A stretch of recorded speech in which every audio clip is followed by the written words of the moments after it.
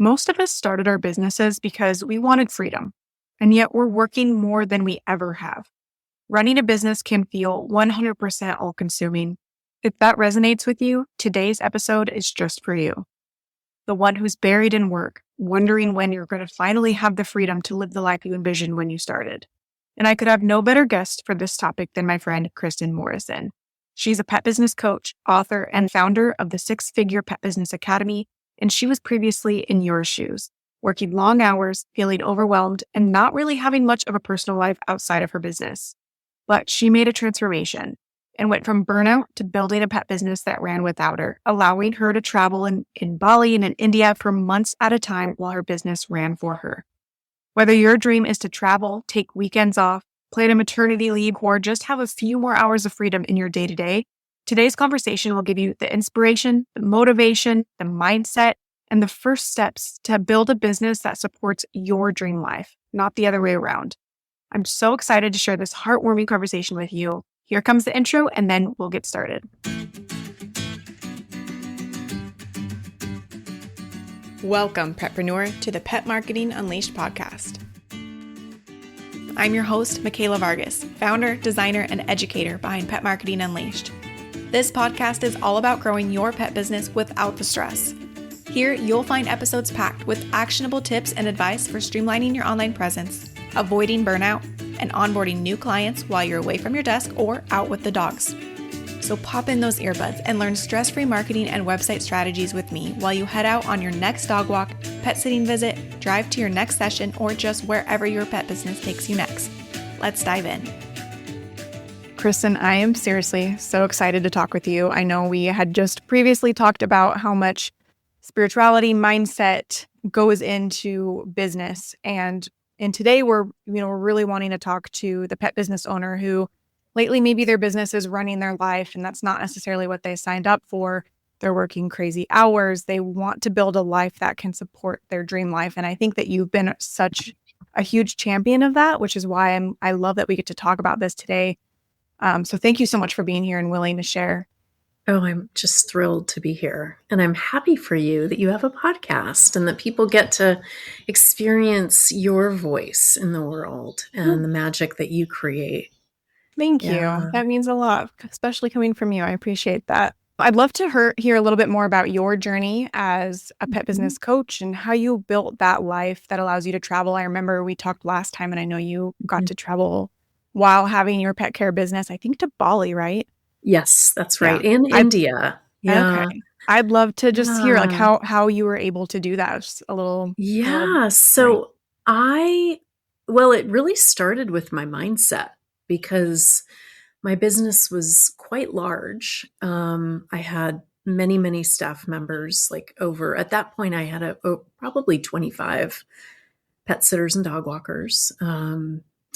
I had a couple managers and I had a shed next to my house that had stuff in it.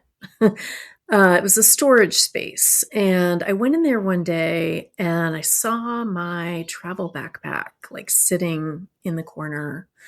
It was a backpack I had used many years before to travel through Europe, and I had used it to go on my first adventure.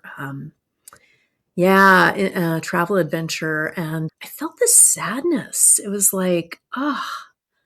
it hit me oh my gosh, I have a business now. I can't do that. That's what came, was that thought of that dream, that ship has sailed, that dream is over. You have a business now, I didn't know anyone who had a business, let alone a pet care business, which in my mind involved kind of 24/7. Even though I had managers and staff, I was still really hands-on in the business.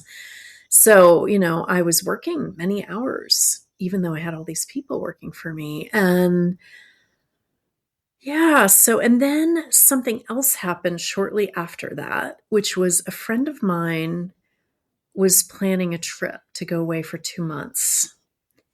And I felt really jealous. And I've learned that jealousy is like a wink from my psyche of like, that's something you want. Is there a way to create that? Like, if you're feeling jealous, it's a dream, it's a desire.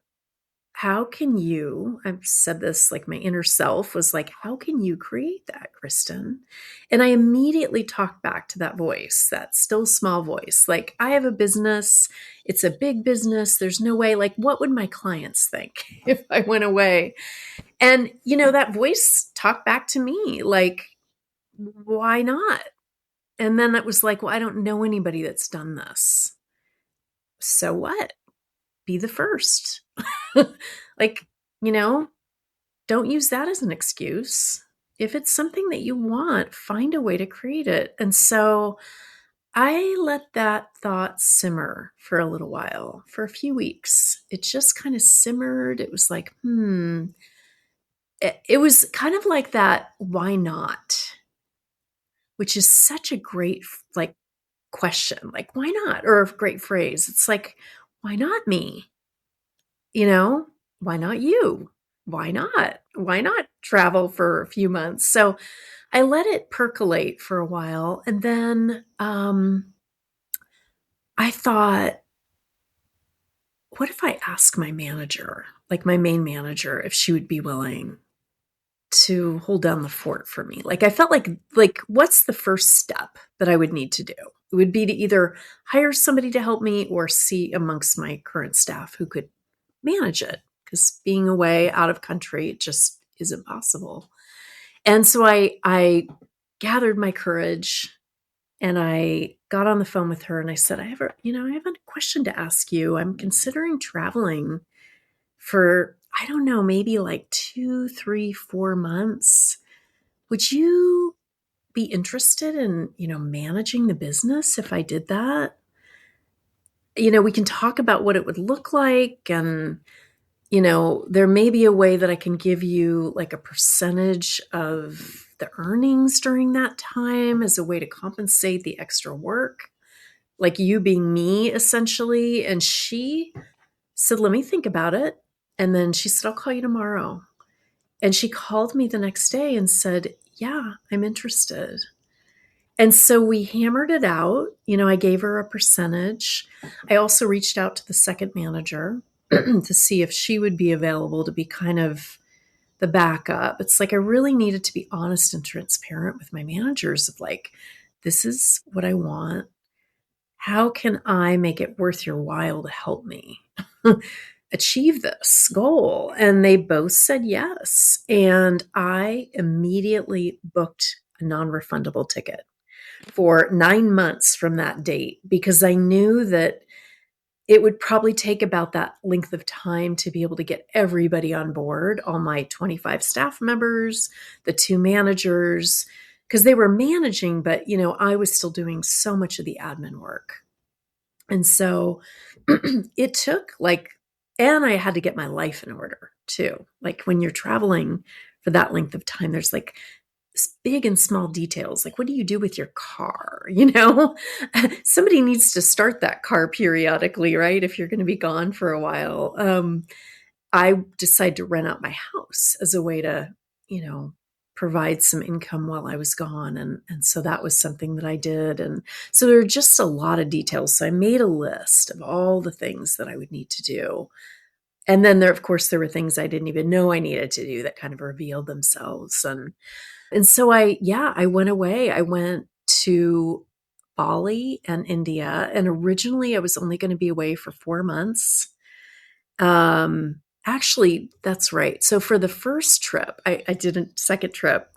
So for the first trip, I was going to be gone for 4 months. And then I ended up being gone for like 6 months. I reached out like at month 3 and said, would you guys be okay managing like another month, and then another month, and then another month? And then I came back, and then I asked them, would you be willing to do it again? I want to go away for a longer period of time.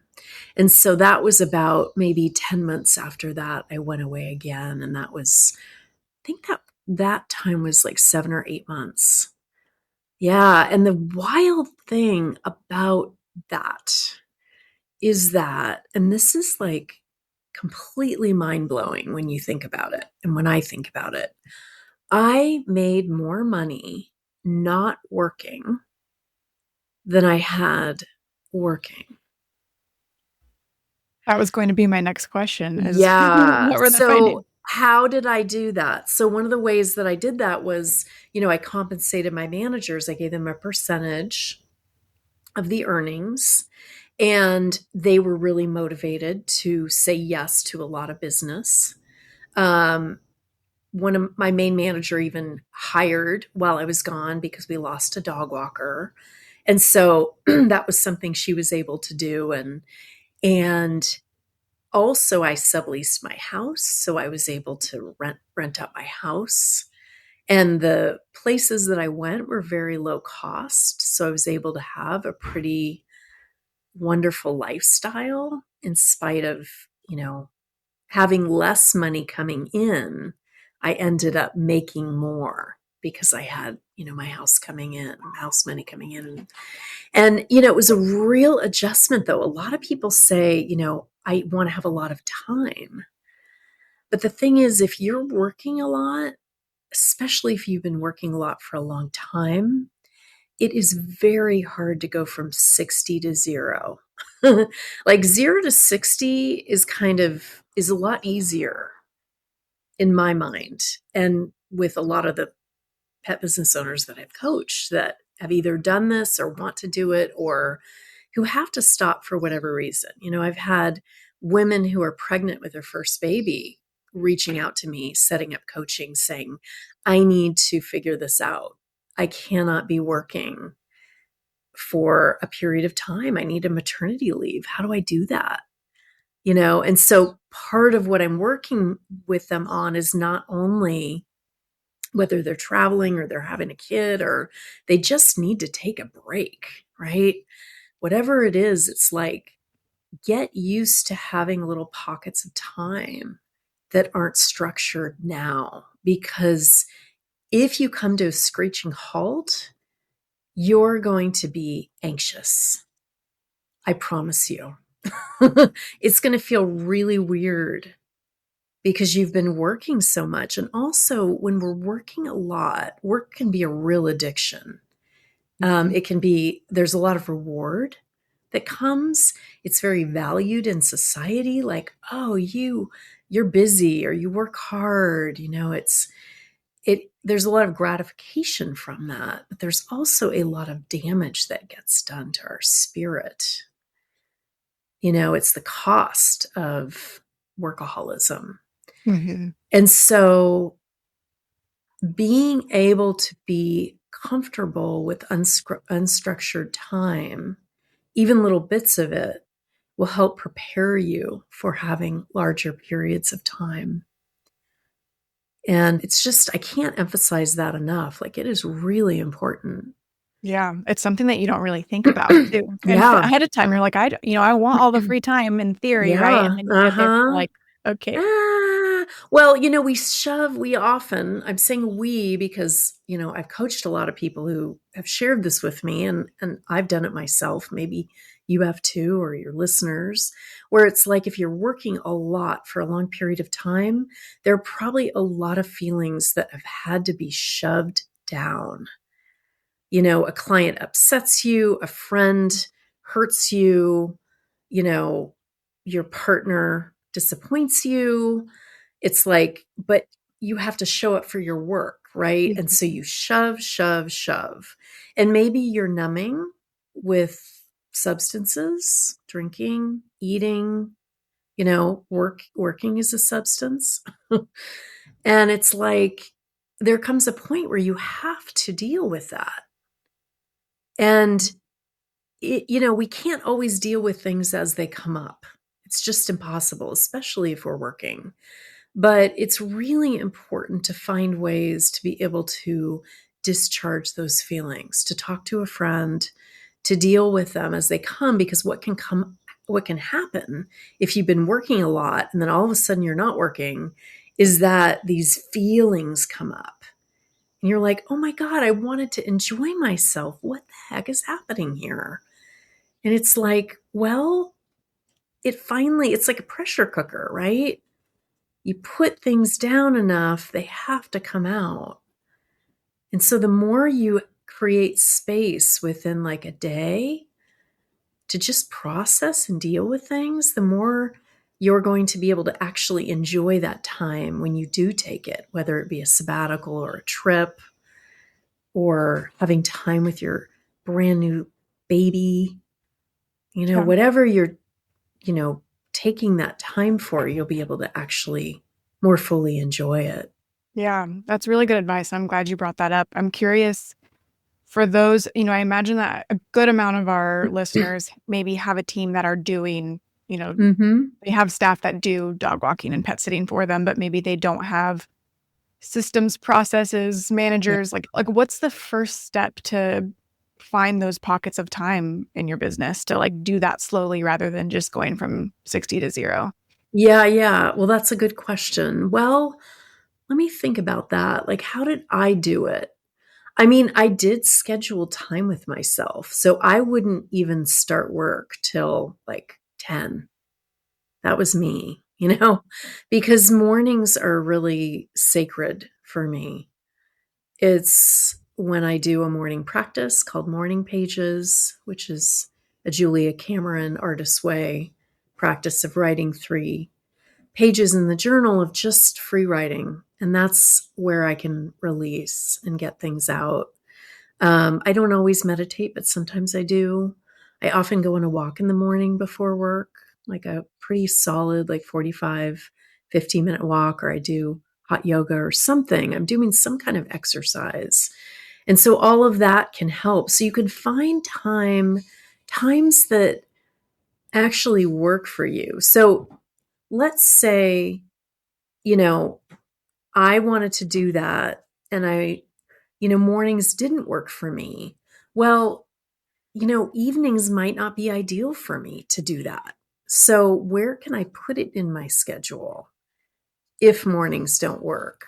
Or a question you might want to ask yourself, dear listener, is like, where do I have little pockets of time? And, a lot of people advocate for waking up early, especially if they have kids. And I'm not actually a big advocate for that because I know how important sleep is, especially for a very busy business owner. And so there may be ways, like those of you who have staff, to, if maybe you want to have a manager or one of your staff members check email, phone messages, and just to kind of tide you over until you're able to actually start in the morning. But, for some people, evenings are really their jam. Like that's their night owls, and that's when they get a lot done and they actually thrive at night, or that's when their practices would be best to really connect to themselves. So I really think the first step is looking at like, when would it be most valuable for me? Individually, it's not what somebody else says, but what do I think for me? When is my potent time? And what I've realized is when I give that time away in the morning, whether that be a phone call with a friend or, some work thing, that's a sacrifice. Like I have sacrificed a part of myself because that time is sacred.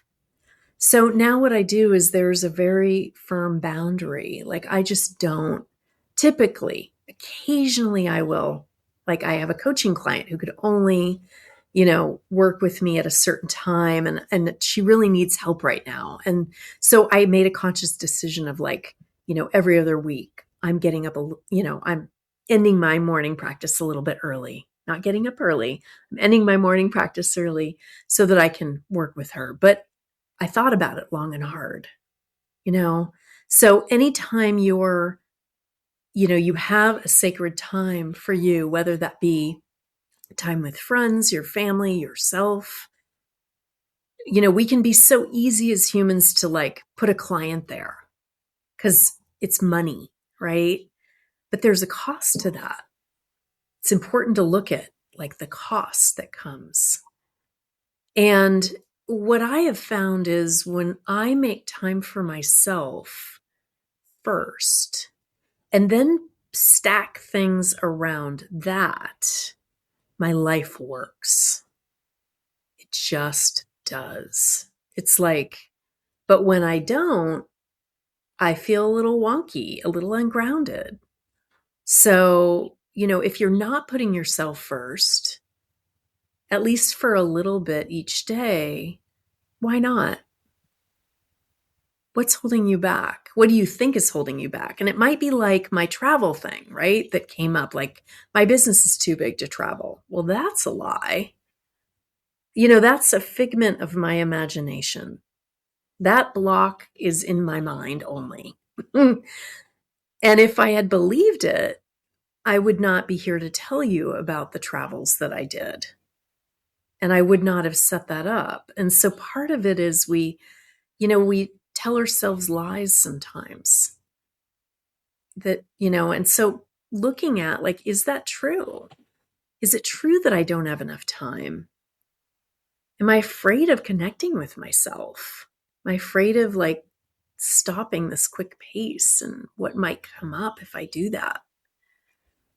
Right. And then I guess like looking at that tangibly in terms of, okay, if I'm taking, setting aside however much time, 30 Yeah. minutes, Yeah. an hour of that time, but now there's tasks, that I need to, work Yeah. later or whatever. So how do you start to kind of like, is that something that you would hire a manager for? Like, how do you start to take those first action steps in the business to make sure the same things are getting done or more is getting done, Yes. but you're still, slowly removing yourself? Well, yeah, what I would say is it'd be good to write a job description of all the tasks that you do in your business.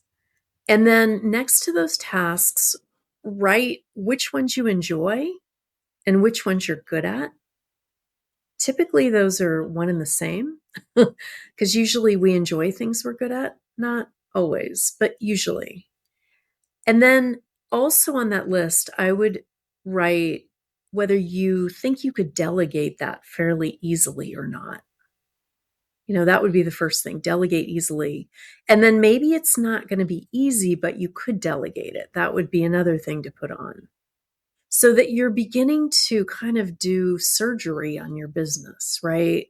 You're looking at the various parts of your business and how you can begin to get support, help, lighten your load.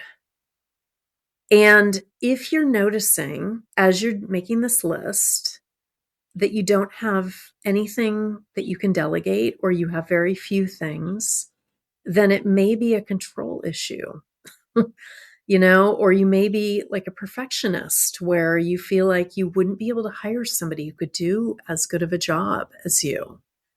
And I would recommend that you question that thought. It can be humbling to realize as a business owner, especially one that's been in business for a long time, to realize that you could be replaceable. And so we have to get our ego out of it, right? In order to create more time and space and freedom. I mean, some people are really good at that. I was not one of those people, honestly. It was like, I don't want to let go. They won't be able to do as good of a job. And, all of the fears that came up. My clients are used to me. So much of business, like so much of a lack of delegation is making excuses. So I recommend question the excuses. Is that true? If there was a way that I could do X, how might I do it? That can be a way to kind of pry open the control door in our psyche. Yeah. Yeah. Get over ourselves. Like, Mm-hmm. maybe you are replaceable and maybe that is a great thing. Mm-hmm. Maybe you will finally have a life. for me, I was single for many years when I had my business. I mean, I had relationships periodically for like a year or two, but I didn't get married. I wanted that, but I, and then I was single for periods of time. And it was like, I realized I had invested so much of my energy and attention in my business that there was nothing left for a partner. And so I had to really look at that. Like, if my life, you've heard of feng shui, Hmm. it's like the art of placement of things and making space for things and being intentional about things in the space to create more of what you want. If my life, if I was looking at my life from a feng shui perspective, there was no room for a partner. And even in my bedroom, like in terms of feng shui, I had a very small bedroom. I had one nightstand on one side, my side. So I consciously moved. This isn't about business, but there might be listeners who are like, oh my gosh, I want a partner. You know, well, how's your bedroom looking? Is there space in your closet for a partner's clothes? Is there a second nightstand next to your bed with a light? Would it be comfortable for your partner to be there in your bedroom? Um, and to look at your life. Like, where do I have time to date? Where do I have time to actually create a rich and fulfilling life? Work is not like having a rich and fulfilling life if that's all you're doing. Yeah. And it's funny because that's typically what people, why they start businesses is because they want I freedom. know. Isn't that funny how It's that works? so crazy. And then they become workaholics Hmm. and they're Yeah. working all the time. And it's because they're not questioning their behavior and their thoughts. Hmm. They have just gotten into the rat race of business ownership. And for me, when I was considering traveling, I was like, I know no one who has both time and money as a business owner. They either have a lot of time and not a lot of money or clients, or they have a lot of clients and money, but not a lot of time. And I was and am committed to creating a life that is both, Hmm. because that to me is success. And I was thinking success as a business owner is having lots of clients and money. But then the older I got and the more I did business, I was like, I am not successful. Maybe everybody around me thinks I'm successful, but that doesn't, it feels good a little bit to have other people think we're successful, but it doesn't really satisfy that deep inner need of having a life and having a business. Hmm. And Yeah. we can get swept up in it because society is like, an Instagram and like, oh, that one's successful. It's just stop comparing. Like, do you feel successful? How's your life looking these days? You know, yes, you're investing a lot of time, money, and energy in your business, but is your life in a desert? And how Yeah. can you begin to water those things that will begin to create the flourishing? Yeah. It seems like there's that feast and famine cycle too, where it's like, well, if Huge. I take away from my business, then that means Uh-huh. clients are going to go away, or Yeah, yeah, how are these things going to get done if I'm not yeah. doing them? So I know you said, getting that list, right, where you're saying what Yeah. would be easy to delegate, what would be, so how do Mhm. you have that list? Yes. And That's so look at it and look at what's the simplest thing you can delegate. Don't start with the super hard thing that you hate doing, because you want to start small, especially if you have resistance to delegating. So it might be, I am going to delegate my morning calls and emails. I'm going to hire somebody, one of my current staff members. That would be ideal because they know your business, to check email and phone. They can reach you in the event of an emergency, but that's it. Otherwise, sacredness.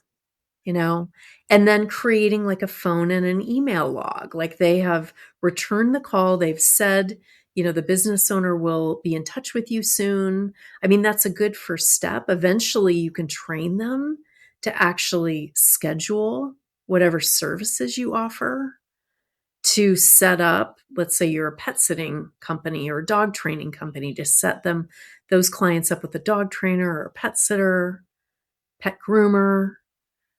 But, start small, and then that will begin to boost you. Like, oh my gosh, I created some time for myself. It's like, risk and reward, especially if it's difficult for you to delegate. Once you see that it's working, that is going to motivate and inspire you to keep doing it.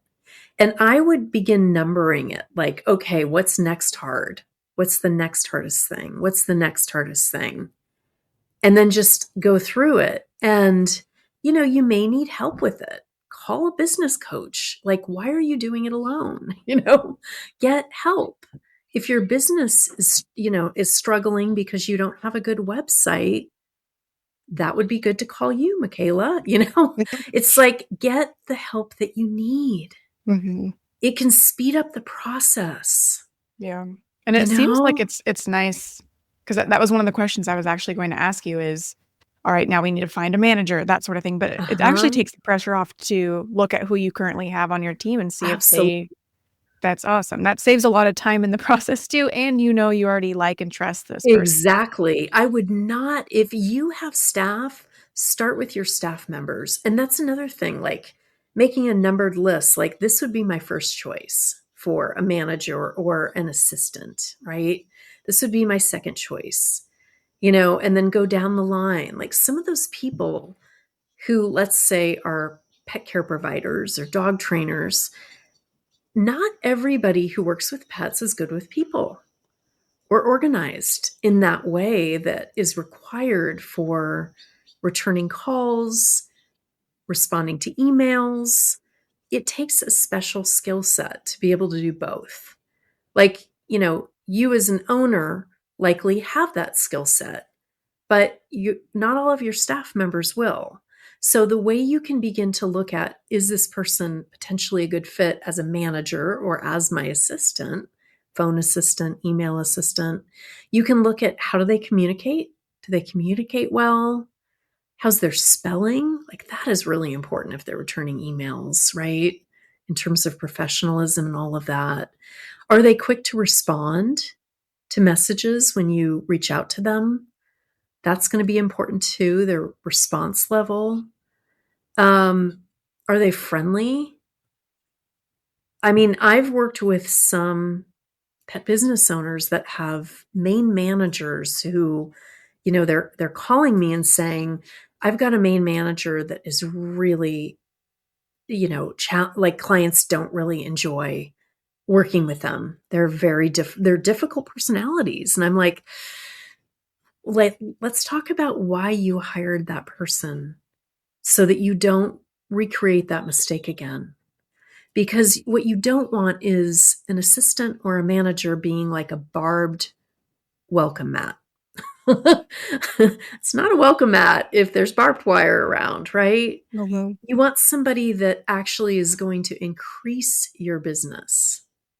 Also, I would be looking at training that person in how to sell your services. And that's a fine art. And, that's not something to do right away. It's not even something to do like within 2 months of, having them manage or assist with you.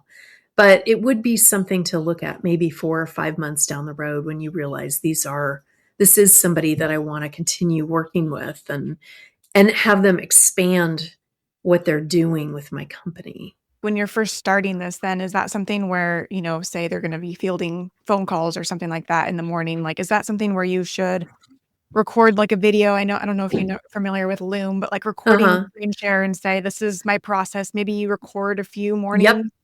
And then share that with Absolutely. them. Yep. And I would have them shadow too. So, when you're delegating, the first step is I show you.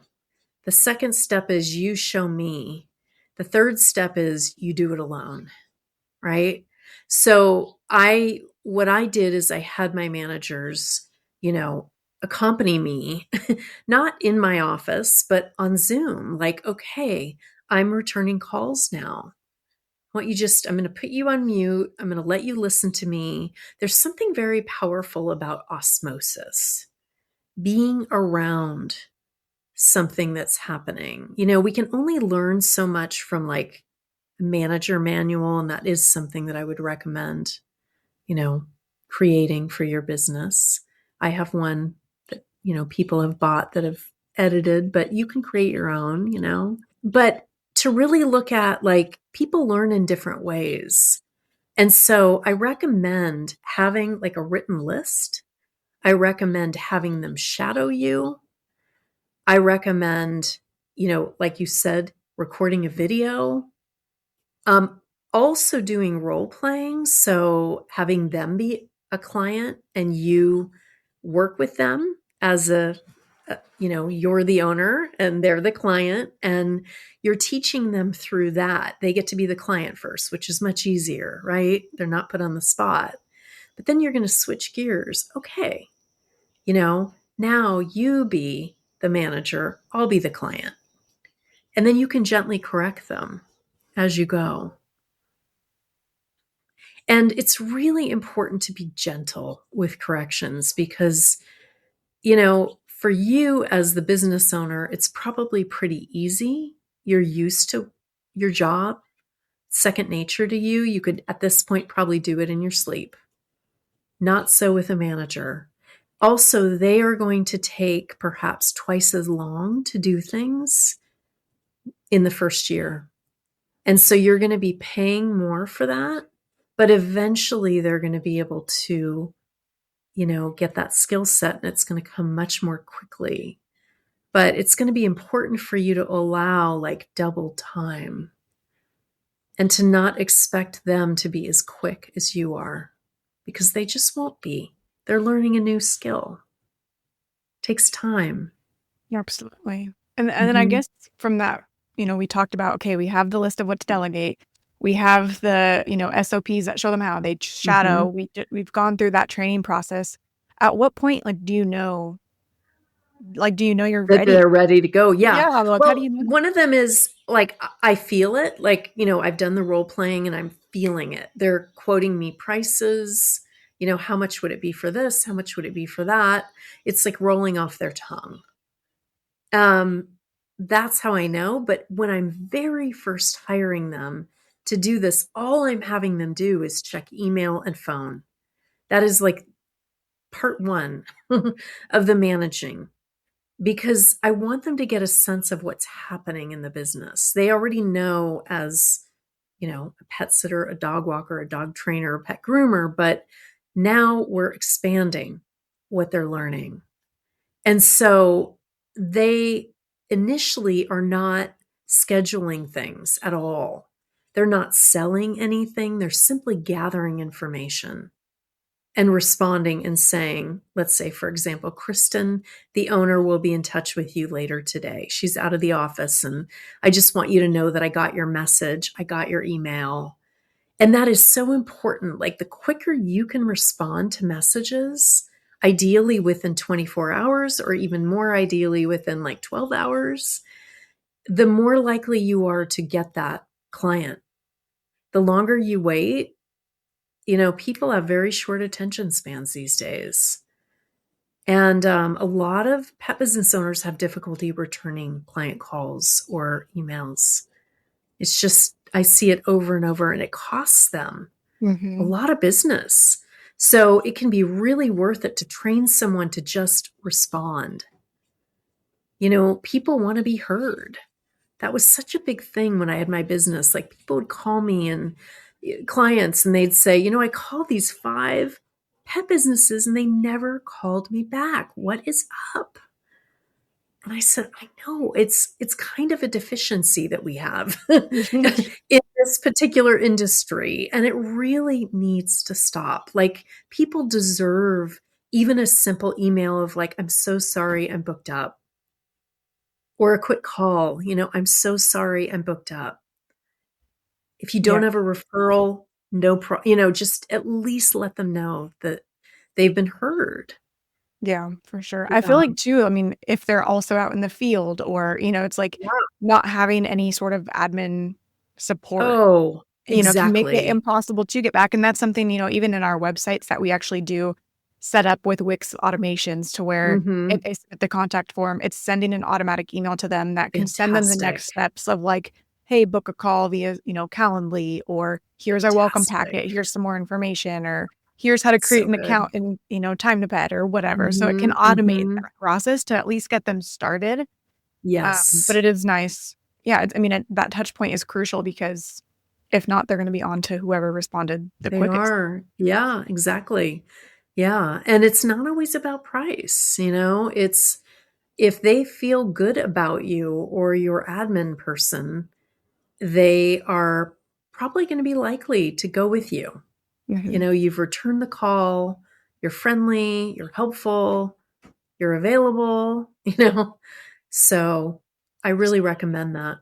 So what are the next steps, once they do feel, fully in control of being able to schedule and they're at that point where they can handle all emails and phone calls and all of that, what's typically like the next progression for them? Yeah. So at that point, then I would still be shadowing them.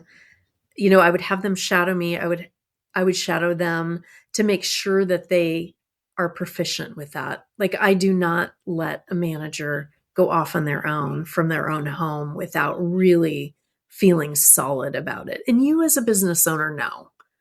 If you don't know, they're not ready and you're not ready. Yeah. So, it really is simple. It's like you feel it, like, and you ask them, do you feel ready? Like maybe you as the owner feel it, but you both have to feel it. And so what I would do at that point is they're basically working remotely, right? They're working from their own home. And at that point, what you want, and I had to learn this the hard way where I just had them do things initially. That was my like very first manager. Just do it. I mean, I had trained them and I felt good about them, but then it was like when I was next in the office, I had no idea what happened.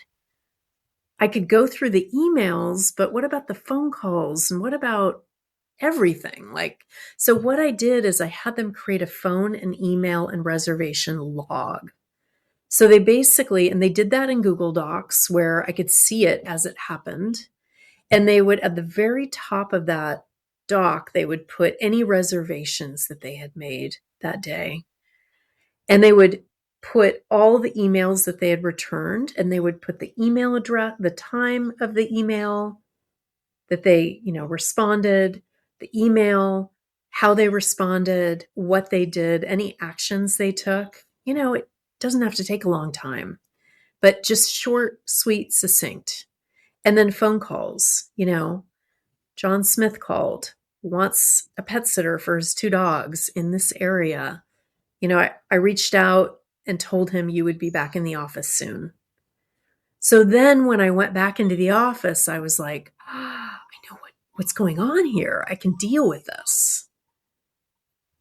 Yeah. It's not like some people just have their managers begin to enter information in the software and think that's enough. Maybe it is for them, but for me, I really needed to know like what is happening in my business each and every day. And that was a way that I could feel safe and secure turning over the reins to my manager. Yeah. And I could also identify mistakes that they had made too and correct them very quickly. Like all those reservations, I would double check. No matter how long they had been with me, I double checked. It only took a second in the software system just to make sure that they were aligned, that nothing fell through the cracks.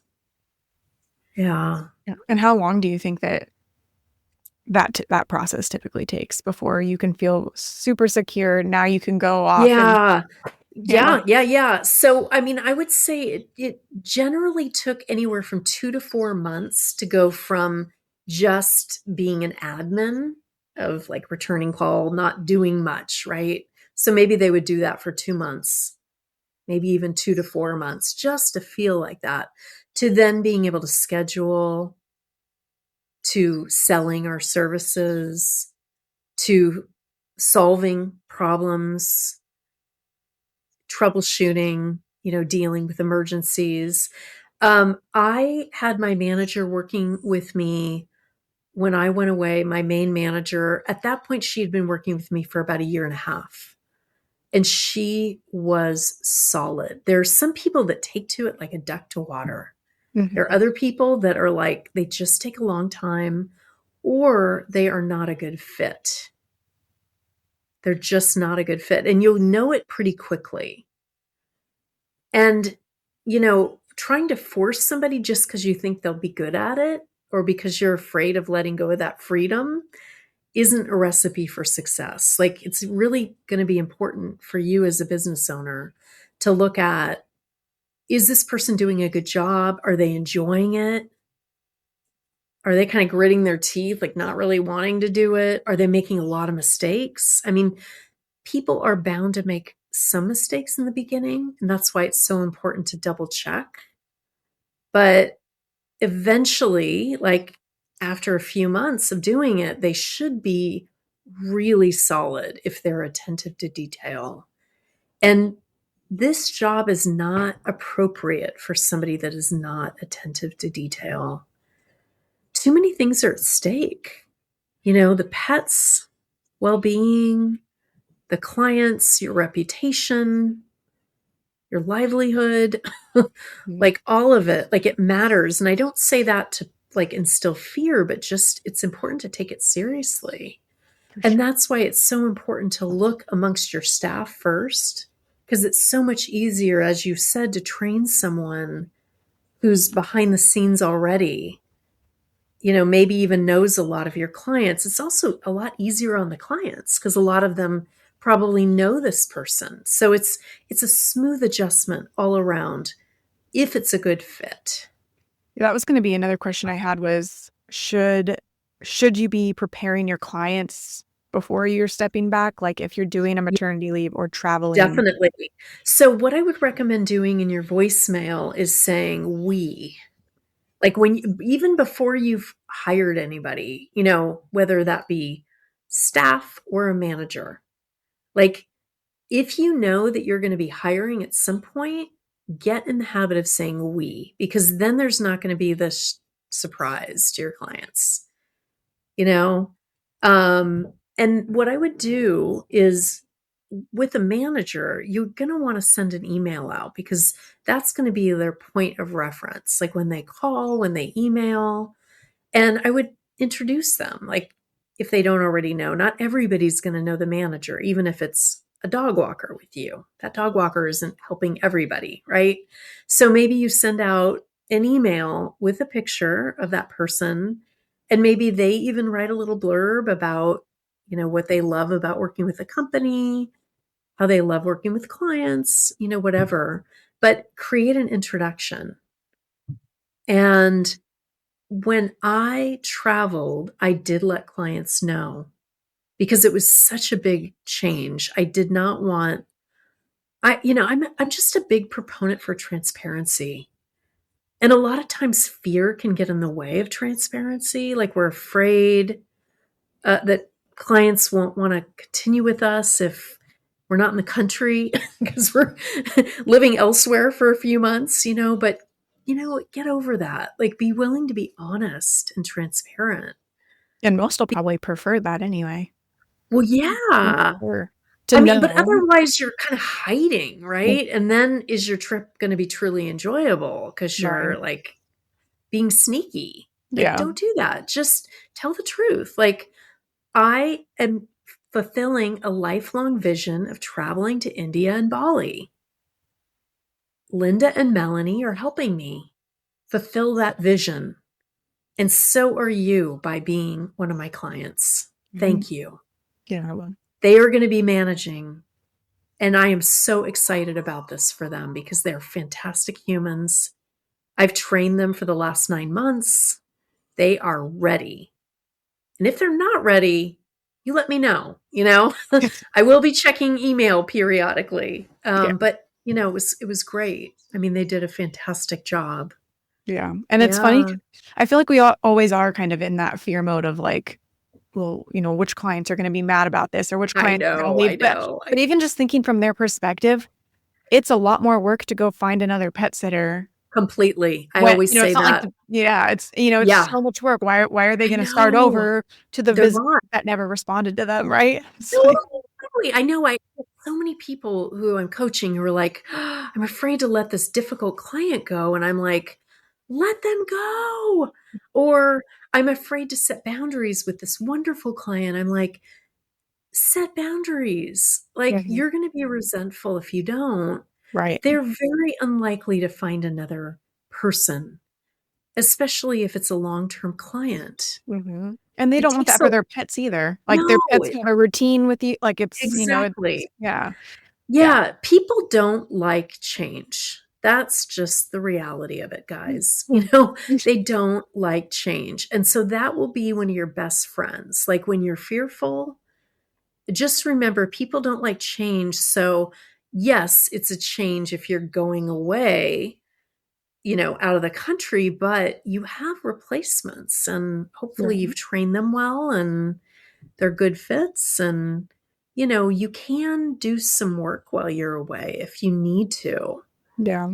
Right. and that's why I really wanted to have two managers so that if for some reason one had a life threatening emergency or something, there would be somebody that would be able to step in and Yeah, that's help. smart. Yeah, Yeah. that's smart. So before we pivot, because I wanted to talk to you about one other thing here. Okay, great. I'd love to like talk about are there any metrics that we should look at in terms of like profitability or like knowing like I guess how do you figure out the financials of being able to like take Yeah, that back? I know you said in your case that you actually brought in more, but some of that was also a personal thing, right? With being able to rent out your house. But if we're talking like that's right. maternity leave I or something know. like that, like how do you figure out that this is a smart, that you're going to be able to make this work? Okay, so first of all, I would start even before you're thinking about this, I would be setting aside a portion of what you're earning, like each and every week or month, a percentage that goes into like a prudent reserve, like an emergency fund. For some people, that's 5%, for some, that's 10. You know, it's better to like set aside a lower amount then not do it. If you're like, oh, I only want to set aside 10%, but you're not doing it, set aside 5% as a regular ongoing basis so that you begin to accrue money because there is a lot of feast and famine in this business. So that's thing one. Okay. That's really important to be doing. If you're not doing that, I strongly encourage you to do that. It'll give you a sense of peace and well being and groundedness, security, all of it. When you're looking at whether you can hire a manager or not, it's going to be important to look at what's coming in and what's coming out. So a lot of people keep track of their expenses. That's just kind of a given with business. If you're not doing that, I don't know how you're surviving tax time. So likely you're doing that as a business owner. What's really important too is to be keeping track of your personal expenses separately.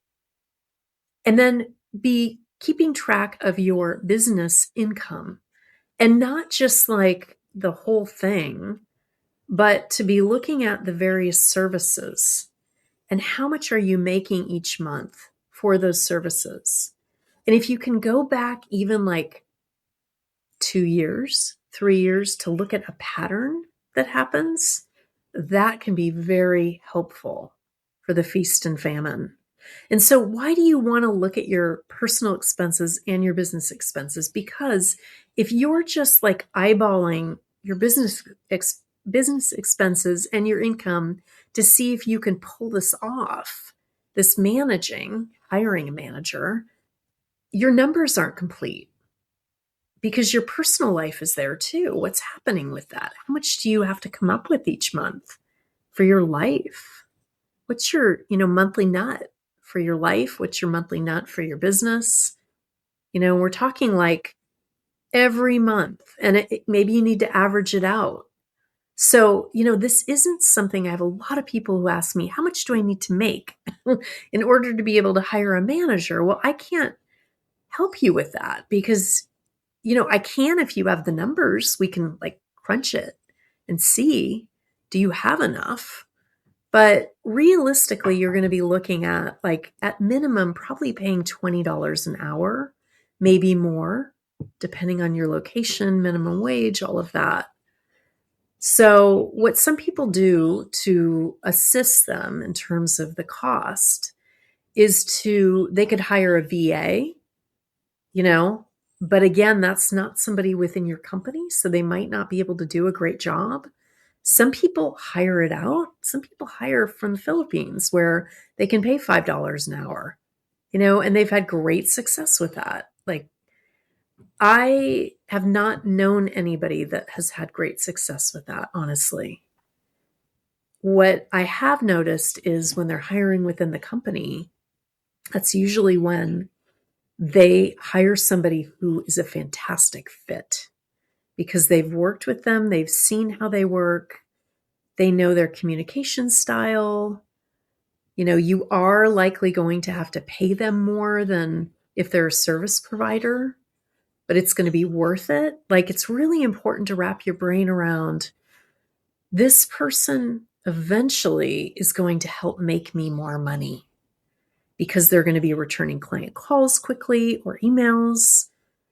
Eventually they're going to be able to sell the services to the clients, and that's something that you're going to help them with. And even if you feel like you're not a good salesperson, if your business is generating a good profit, you're doing something right. And it may be like a very natural skill, but you can begin to teach that skill to whoever you're hiring. So, if you are totally burned out and fried and you're not making that much money, I would be looking at hiring an admin assistant rather than a manager. Whenever you have that title of manager, you're going to have to pay more.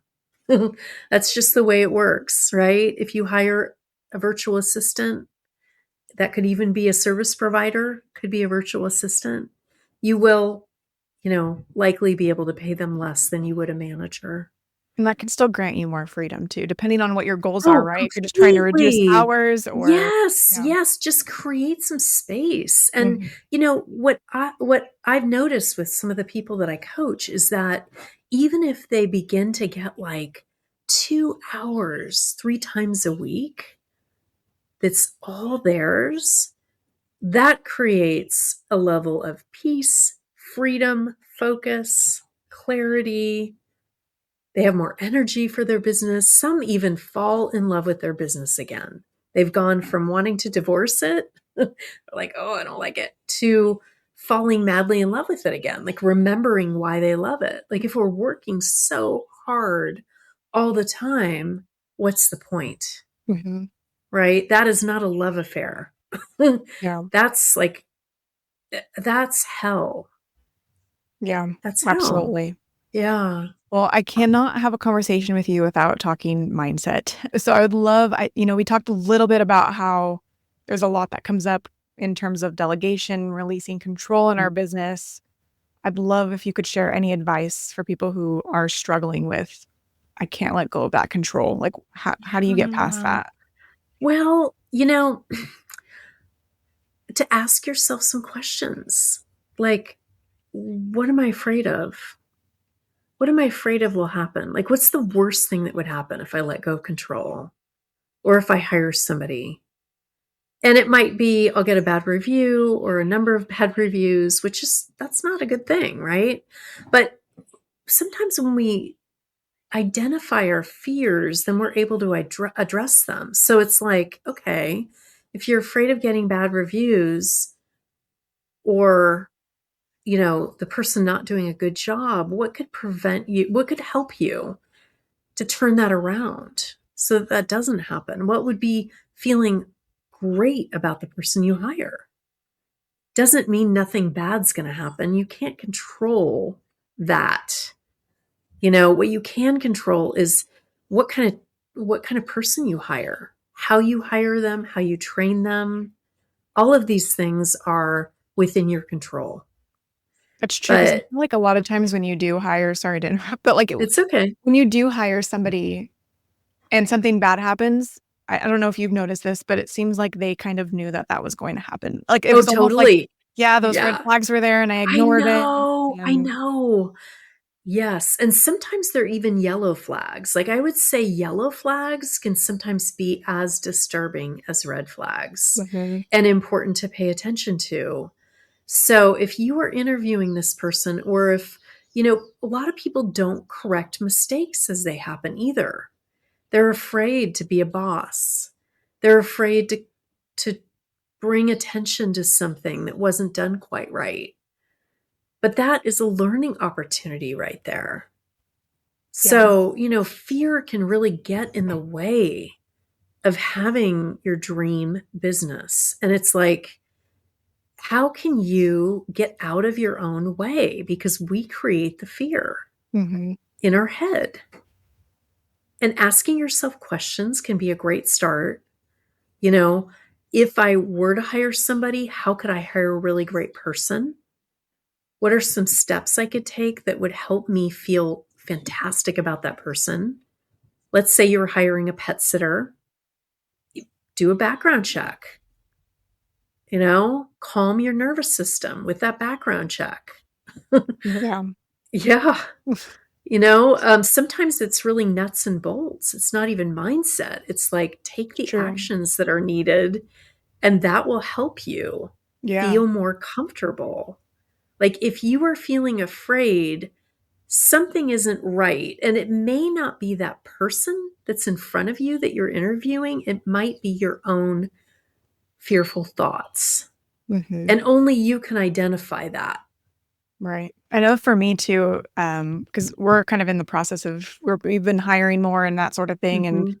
I have designers on my team now and stuff like that. And so for Great. me, that was something that I was always worried about is like, oh, what if this happens? What if this happens? And so what I did is created a document that was like, if this happens, do this. If this, it's like, Yes. here's the Yes. document so you know how to handle certain situations. And you can think of Beautiful. situations that have never happened before. Like it's like, but this Yeah. might happen. Like Yes, here's a beginning. exactly.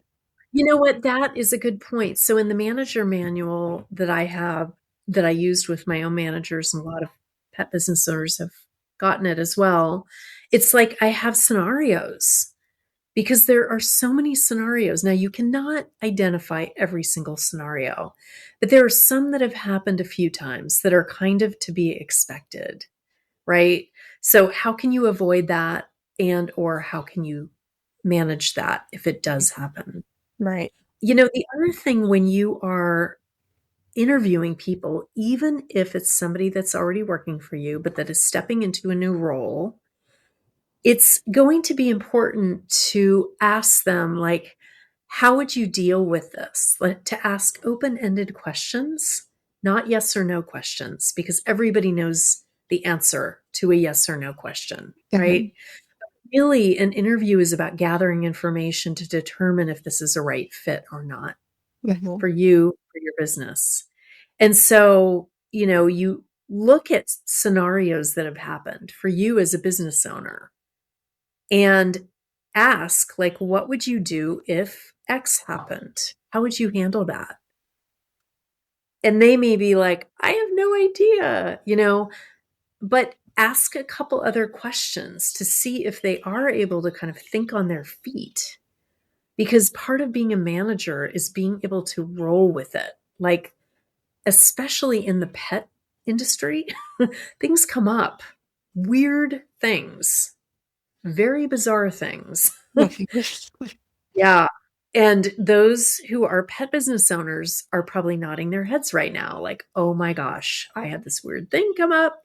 So you can't identify everything, but you want somebody that can handle strange situations because you, as the business owner, may not be reachable in that moment.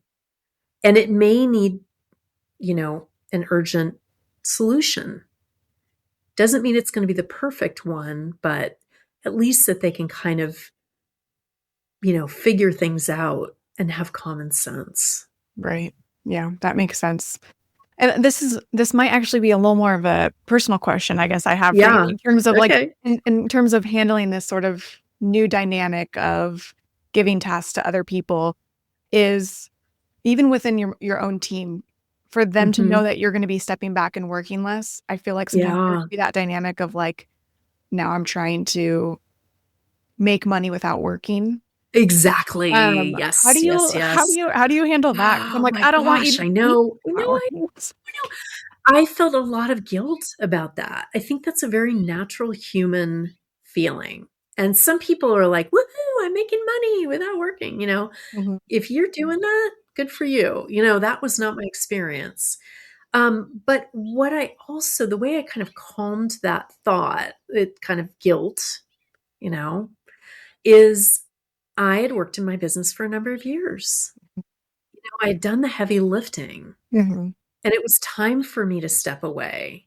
And whenever I hired somebody, this was not in the beginning. Okay. I was not a good boss in the beginning, but I learned how to be a good boss, how to um, not micromanage. And so probably after like the first 2 or 3 years of hiring, I began hiring people who could self manage. And so they were already in some ways, at least the staff members that I had, not necessarily the managers, but they were already beginning to they managed, like kind of from the beginning themselves. mhm, And I wanted them to have autonomy. And I got really good at identifying who has that skill set and who doesn't in the interview. And, in the application, I had specific questions that, I would ask them that would help me identify if they were good at that or not. So, you know, you may still have guilt, but it might be kind of similar to whatever arises when you do have time, when you've gone from 60 to 0. Those are same flavors, yeah, right? It's yeah, like, um, maybe there's this belief that you have that you don't deserve to have rest, mhm, relaxation, or fun. And you can feel like you're a foreigner in a foreign country, like when you aren't working and you have a few hours, you're like, what do I do with myself? Or you have this expanse of time where you're in another country and you don't have work as a distraction, right? Who am I without my work? mhm, And for a lot of pet business owners, they don't know if they've been doing it quite a while. And so that's something to begin to unpack. Like, a question to ask, a question to journal write. Like, who am I without my work? If work, was taken away from me quite suddenly, and some people had that during the pandemic, right? They were like a deer in the headlights. Not just about the money, but like, who am I? It was a big existential crisis for a yeah, lot of people, not just pet business owners, right? Who am I without my work? yeah, it's a good question to ask. Yeah, it can bring up a lot of anxiety, Mhm. but sometimes that's a good thing. Sometimes that means that it needs to be addressed and looked at. Yeah, and maybe it's a good opportunity because a lot of times it isn't it for people who have regular jobs, in corporate or things like that, that is always the first question that people ask, right? Like, "Oh, well, what do you do?" Like, it's not like, "Who are Uh-huh. you?" It's like, "What do I you do?" know, I know. But if you're able to kind of separate yourself Yeah. from that, then that question does Uh-huh. get asked and you get to explore it a little more, right? I know. You know what's funny? I started about 5 years ago when people ask me what I do, I say, "Do you mean for work or play?" That's nice. Because it's like, why do we get put in this box, of our career or our business? I mean, and I used to lead with that because I felt very proud of what I did. And, but it was also a way to kind of hide. And I didn't have like a fulfilling personal life. So, it was easy. Like, I loved that question. I was like, bring it on. I'll tell you what I do. But, as I started to cultivate my personal life, I began to realize, I would like people to know more about me than just my work. And I know more about me than just my work now. And that's a whole person. True.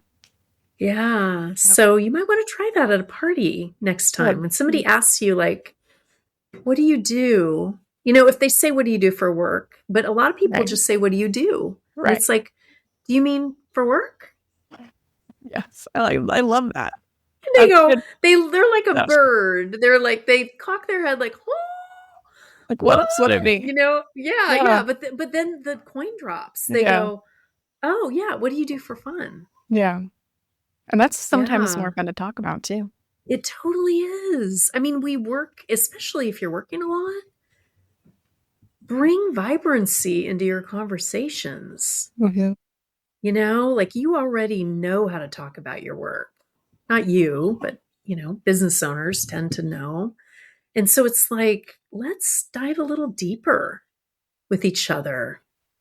Yeah, I love that. All right, before we wrap up, and I know that we have a spot for you to be able to share a little bit more about how people can find you and all of your fabulous resources you have. But before we do that, we end every guest interview with a question on topic of burnout and stress. So I would love to know your top recommended mindful or stress reducing practice you have in your life that you would recommend for our listeners. Lying on the ground completely, just like get on the grass. Put your whole body on the ground. Set the timer if you need to for 5 minutes.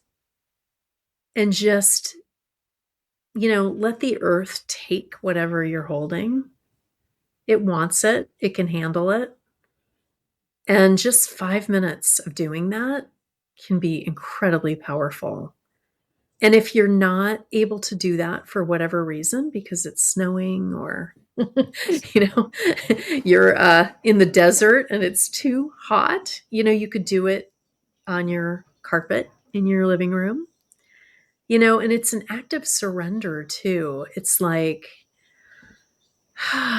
you can take a deep breath. You can let go. Like, that can be so much easier sometimes than like sitting cross-legged and meditating. Mm-hmm. It's like, there's science behind grounding on the earth totally. too. It's not just earthing. Yeah. No, I know. They call it earthing. Yeah. And if you can't do that for whatever reason, like putting your whole body on the earth, walk around barefoot because that'll help too. Yeah. But that's something that I really recommend. And if you can't do that, if you can't lie on your carpet or whatever, the other thing you can do is like stare at a flower. Find some nature to just connect with. Yeah, that's great advice. I love that. Can you share before we go a little bit more about how people can find you and your resources? I will also be sure, I know that you mentioned your manager's manual, so I'm going to have that in the show notes too, but please feel free to share anything else where people can find you. Yeah, so you can find me at Six Figure Pet Business Academy. It's all spelled out. You can also go to sfpbacademy.com. That's a shorter version. I'm at Prosperous Pet Business, so that's the podcast that I have.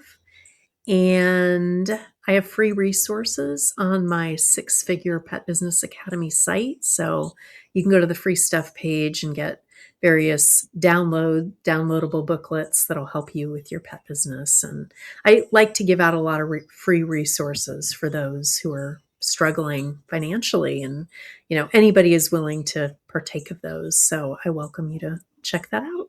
Awesome. And I'm on Instagram too, Pet Biz Coach. Perfect. Yeah. Awesome. And we'll have all of those links in the show notes so you guys can click directly below. You don't have to memorize any of that.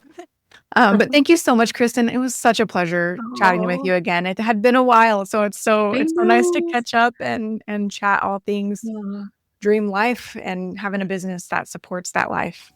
Yes. Wonderful to connect with you. Take care. Thank you so much. Thanks for listening to the Pet Marketing Unleashed podcast all the way to the end. You're the best. If you loved what you heard, please share the podcast with your pet biz friends. Make sure you subscribe so you don't miss an episode and leave us a 5-star review.